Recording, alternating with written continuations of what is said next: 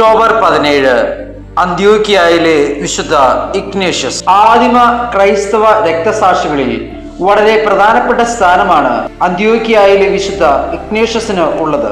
ദൈവരാജ്യത്തിൽ പ്രവേശിക്കുവാൻ ശിശുക്കളെ പോലെ ആകുവിൻ എന്ന് പറഞ്ഞുകൊണ്ട് യേശു സുവിശേഷത്തിൽ ഒരു ശിശുവിനെ ചൂണ്ടിക്കാണിക്കുന്നുണ്ട്.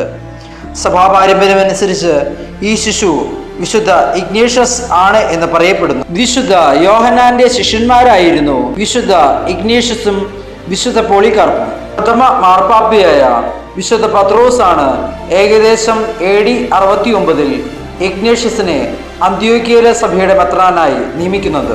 ക്രിസ്തുവിന്റെ സഭയെ ആദ്യമായി കത്തോലിക്ക സഭ എന്ന് വിളിച്ചതും വിശുദ്ധനാണ്. സ്നേഹത്തിൽ അധ്യക്ഷത വഹിക്കുന്ന സഭ എന്ന റോമാസഭയെ വിളിച്ചതും വിശുദ്ധൻ തന്നെ. ക്രിസ്തുവിന് വേണ്ടി റോമിലെ കൊളോസിയത്തിൽ വെച്ച് അദ്ദേഹം ധീര രക്തസാക്ഷിയായി തീർന്നു.